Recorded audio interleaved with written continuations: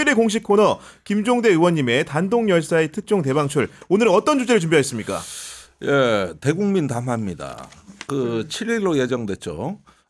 이번에 윤석열 대통령이 재반 현안을 모아가지고 대국민 담화라고 질문지 없이 일문일답을 기자들하고 진행하겠다. 이렇게 얘기가 됐는데 갑작스러운 결정입니다. 원래 그 순방 외교 끝나고 한다 그랬거든요. 맞아요. 네. 그런데 갑작스럽게 이렇게 전격적으로 한다.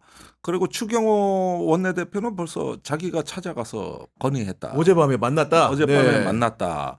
그래서 또 은근히 이제 자기 공으로 돌리고 벌써부터 오늘 여당 원내 그 지도부 회의가 열렸는데 한동훈 대표는 안 가는 회의입니다. 빼놓고 이번 담화는 그 지난 4월에 의정대란 때 담화 같아서는 안 된다 하면서 뭔가 당에서 이렇게 상당히 주도권을 행사하고 예고편을 발신하고 있습니다.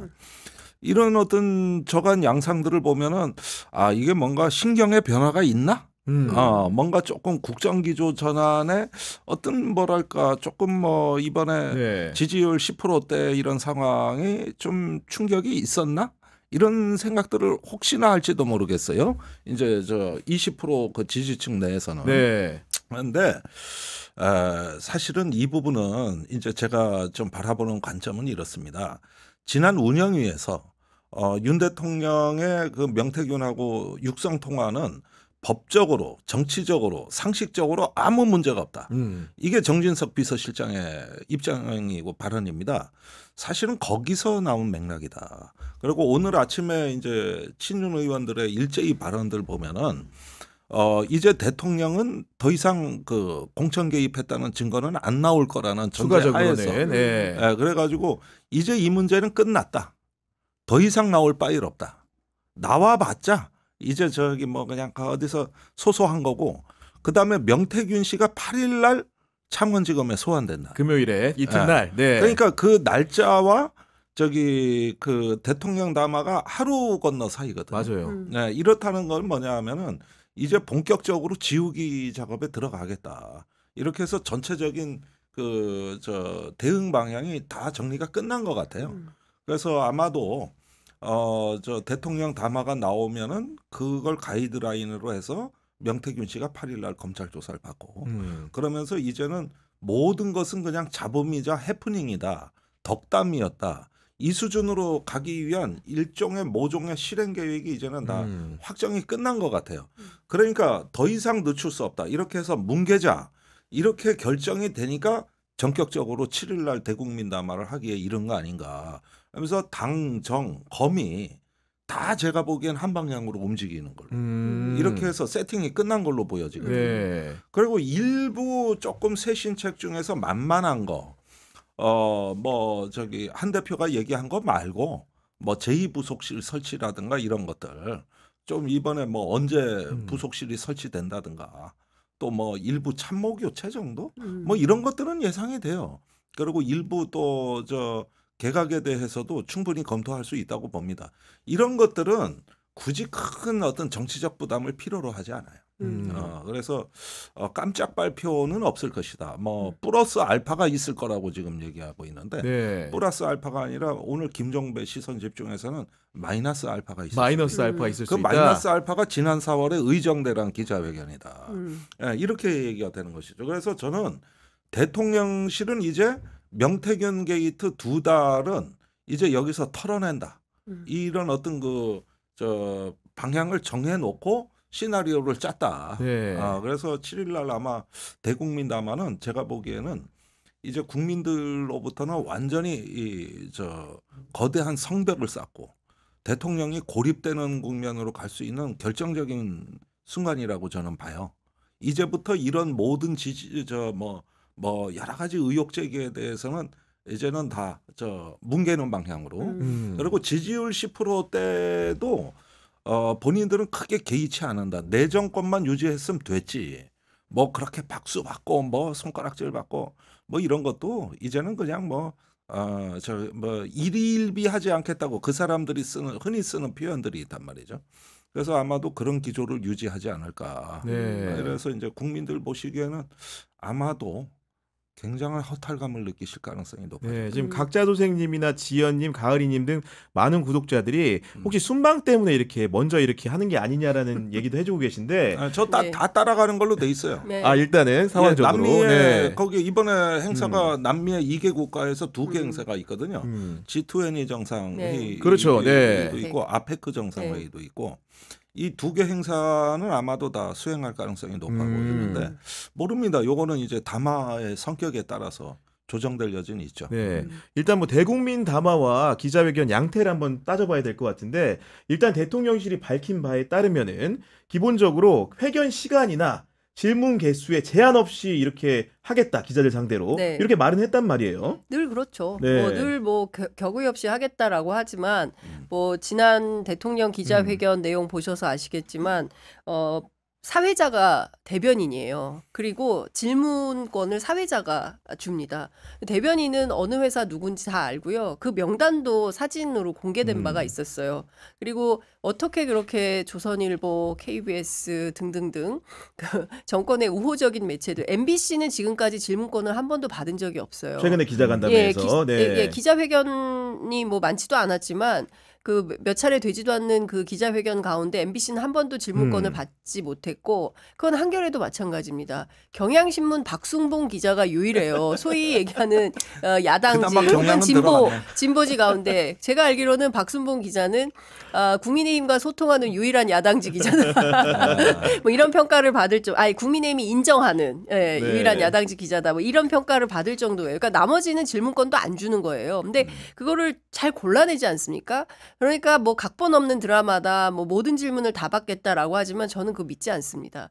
그러니까 결과적으로는 대통령에게 유리한 방향으로 설정을 할 거고 질문권자가 분명히 이번에도 사회자가 대변인이 될 텐데 그렇다면 대통령이 막 지목을 하든가 그건 아닐 거거든요. 그러면 뭐 다른 사람 누구인지 모르고 막 질문을 할 수 있을 텐데 절대로 그런 방식으로 안 할 것이다. 그리고 혹여라도 대통령이 격분해서 나올 수 있는 그런 발언들을 미연에 방지하는 차원에서라도 그렇게 배치할 수가 없다. 저는 그런 생각을 합니다. 근데 중요한 것은 저는 이제 금요일 날 여론조사를 앞두고 목요일 날 이 기자회견을 박은 거잖아요. 그러니까 2016년 7년 전하고 기시감이 드는데 태블릿 PC가 나오고 나서 10월 4주차 갤럽 여론조사에서 박근혜 전 대통령 지지율이 17%예요. 17%. 그러고 나서 11월 첫 주차에 5%로 하락을 합니다. 급전직하를 한 거예요. 12%가 빠져요.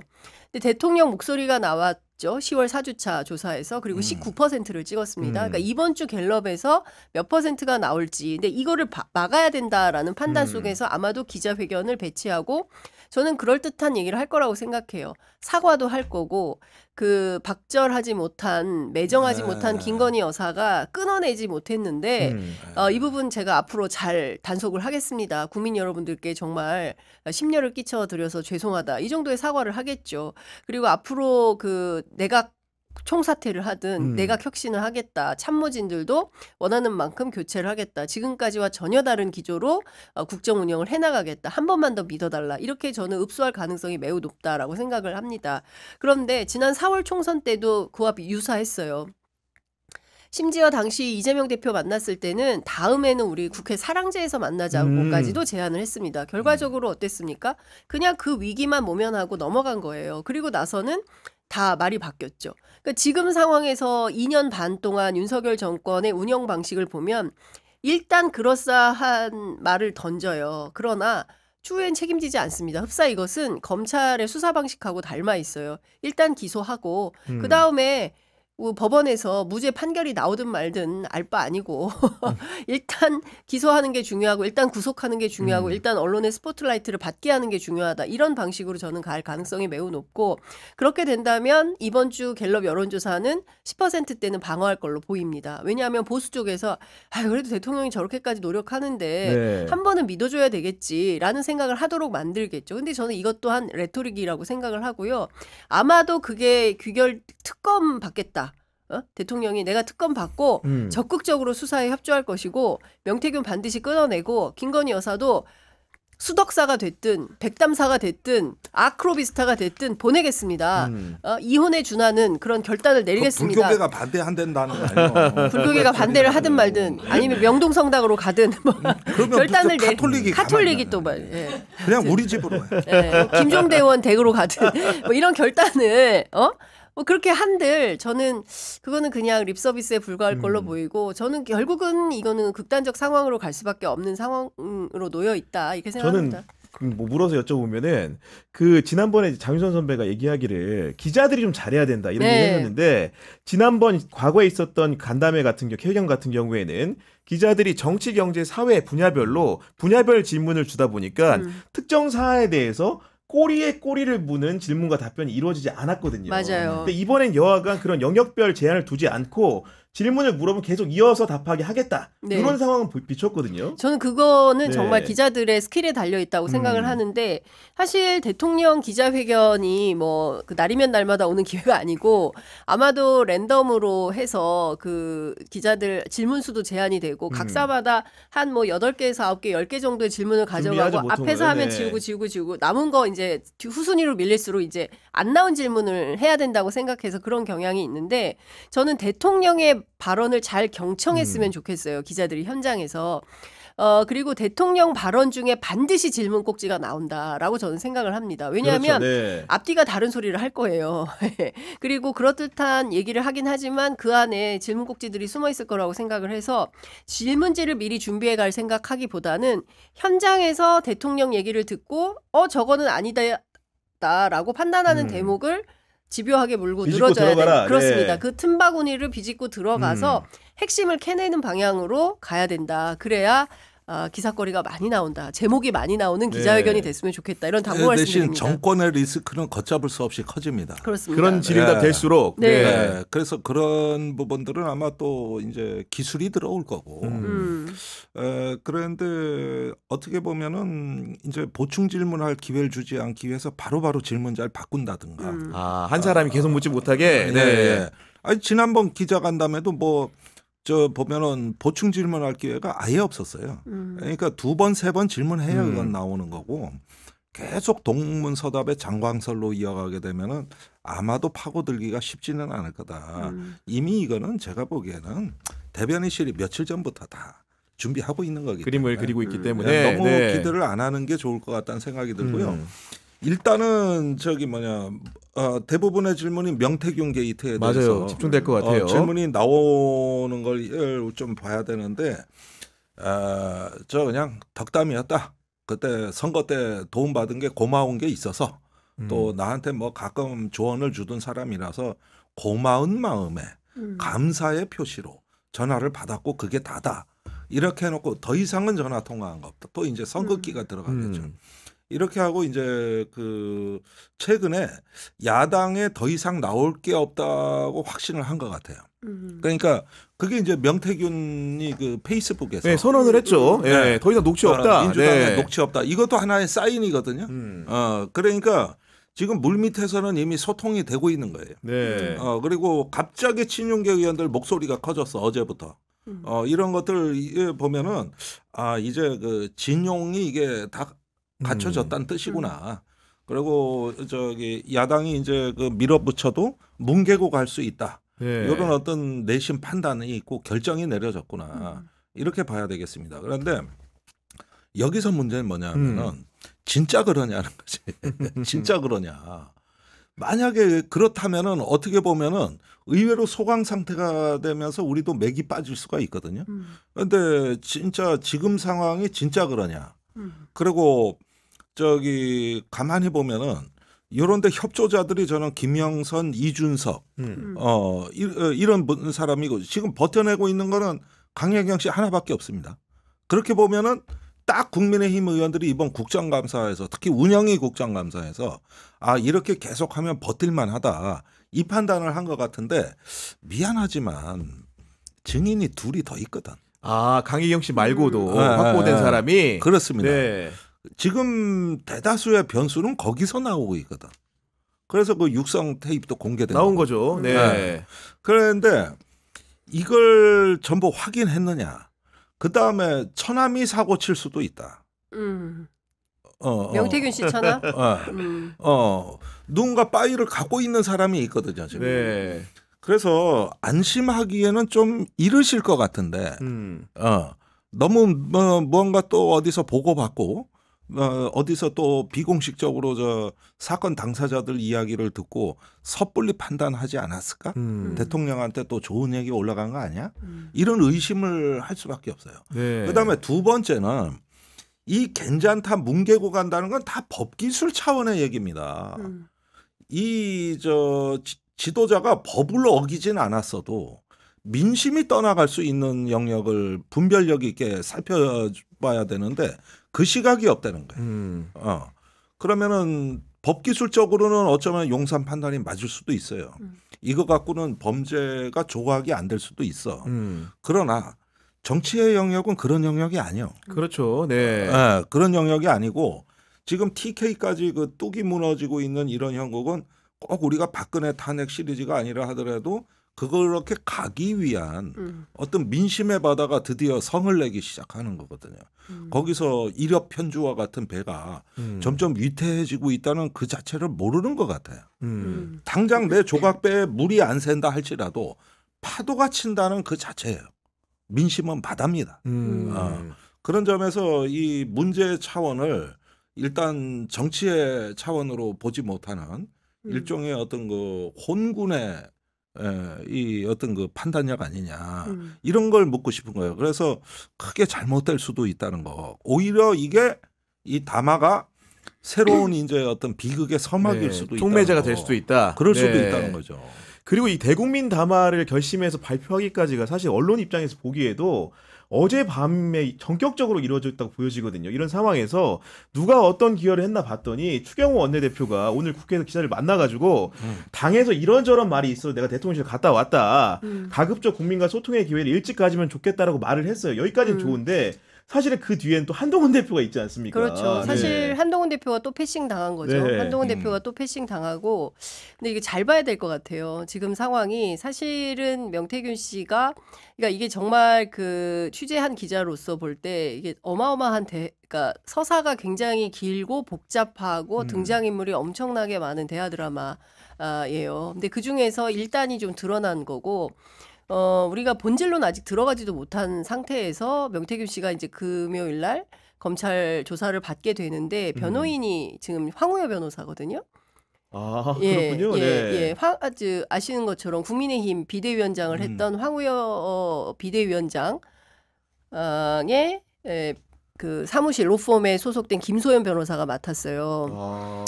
이 얘기는 무슨 얘기냐? 이걸 좀 분석을 해봐야 되는데 그 지난주 토요일에 제가 창원에 가려고 했습니다. 원래 만나기로 했던 거죠. 예, 네. 그래서 이제 명태균 씨한테 제가 나는 간다.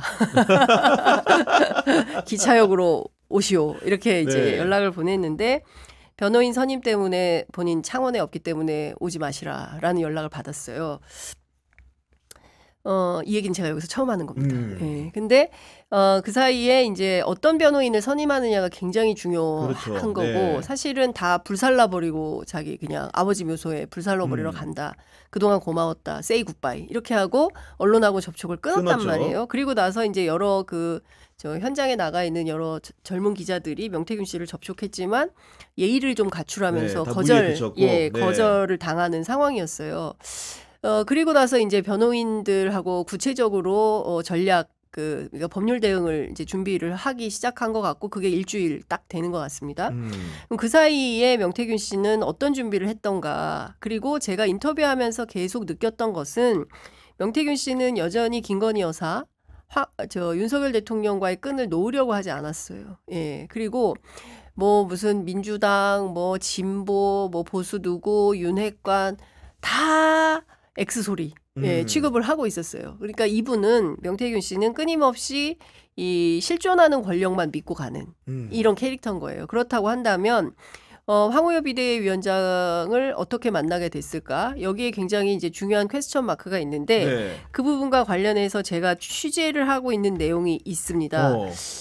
근데 아직은 지금은 밝힐 단계는 아닌 것 같아요. 근데 여기에 굉장히 또 큰 덩어리가 하나 있습니다. 아마도 이 얘기는 나오면 이렇게 될 것 같아요. 어떻게? 네, 예. 근데 그 얘기는 제가 지금 취재 중이기도 하고 지금 단계에서 발설하는 것은 아닐 것 같아요. 네. 일단은 명태균 씨가 검찰 조사를 받고 나서 그리고 나서 명태균 씨의 태도와 자세를 보고 그 다음에 이 내용을 공개를 할지 말지를 결정을 하는 게 좋을 것 같다. 예, 근데 중요한 포인트는 황우여 변호사는 참 특이하다. 예, 독특하다. 왜 황우여일까? 이걸 좀 생각을 해봐야 되겠다.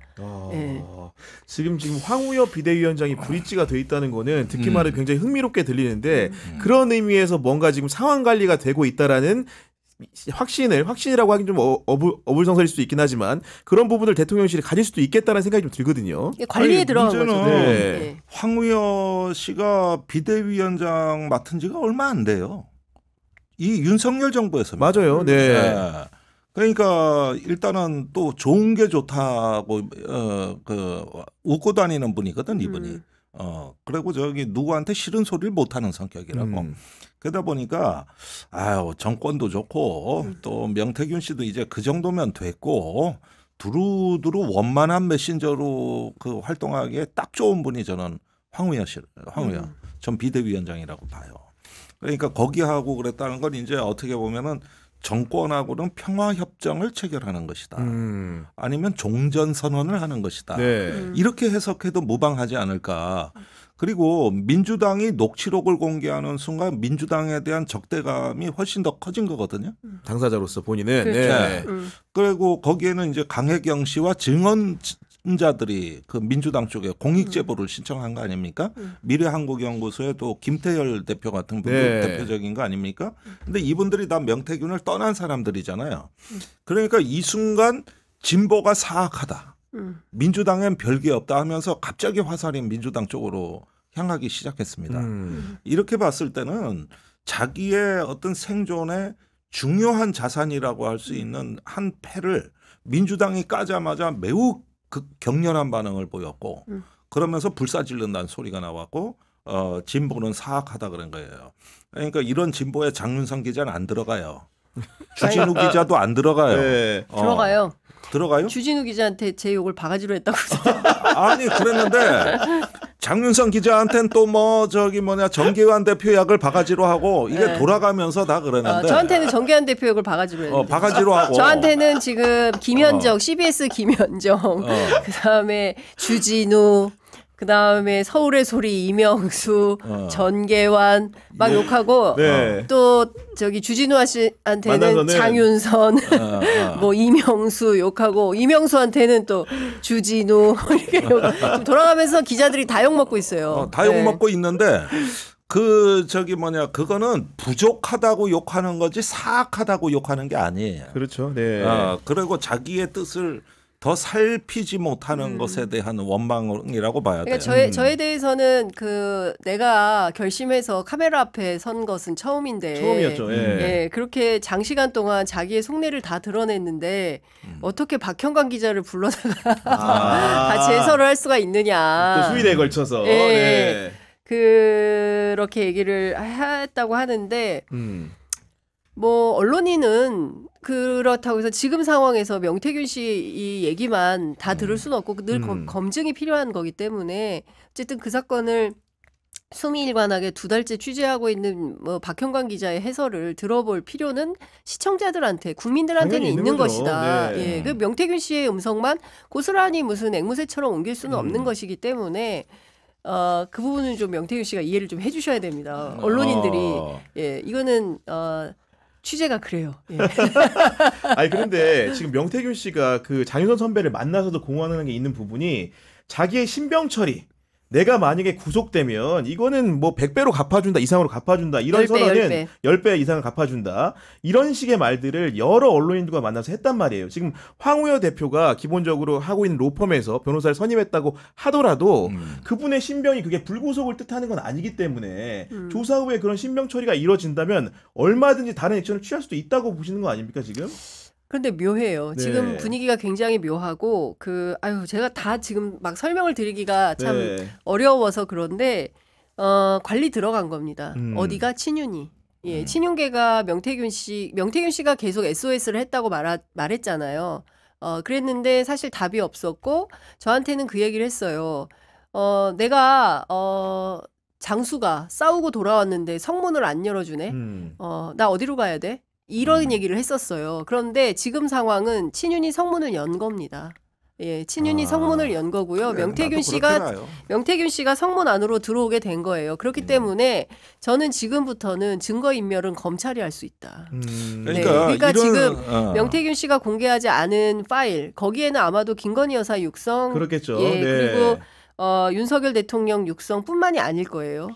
그 밖에도 뭐 제가 지금 뭐 검명하기 어려운 그러나 뭐 알고 있는 이런 그 정치권의 유력 인사들의 녹음 파일이 상당히 있을 것이고 이 사람 휴대전화가 자기 변호인이라고 했습니다. 그렇기 때문에 많은 내용을 가지고 있을 텐데 지금부터는 관리 모드에 들어간 거고 대통령이 이제 목요일 기자회견을 통해서 명태균 씨와 관련해서 종지부를 찍고 네. 그 김용대 의원님 예측처럼 이제 이 수순으로 들어가는 겁니다. 예, 그렇기 때문에 상황은 더 복잡해졌다. 그리고 네, 상황은 더 복잡해졌고 경우에 따라서는 훨씬 길어질 수 있다. 상황이. 예, 네. 예. 그리고 지금 창원 현장에 기자들이 굉장히 많이 가 있거든요. 예. 그런데 안 만나주고 있어요, 기자들. 그러니까 일절 안 만나더라고요. 기자들을 지금 일절 안 보니까. 만나고 있고. 말수도 줄었어요. 예.